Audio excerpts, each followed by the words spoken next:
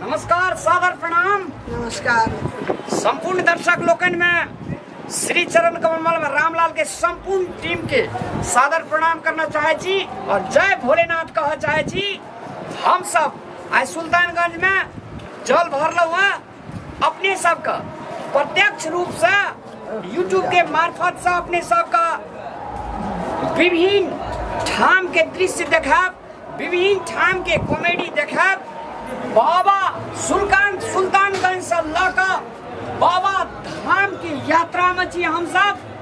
वही यात्रा के क्रम में जना कमरिया धर्मशाला भेले, जना कमरसर भेले, जना गोढ़ियारी भेले, विभिन्न ठाम के अपने सबके यूट्यूब के मार्फत से अवलोकन कराब, देखाब दृश्य और बीच बीच में अपने सबके इंटरटेनमेंट कराब। हम सब अखनी सुल्तानगंज में छी। दुकान वाला का धन्यवाद देना चाहिए जे हम सब किछ सामानो में किनलो है और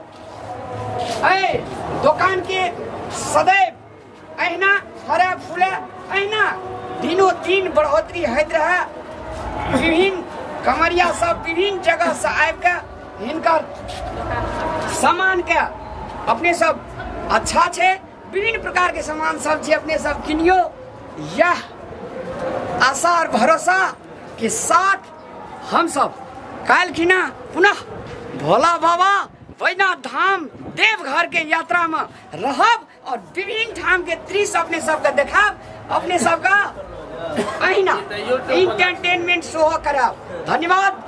जय भोलेनाथ।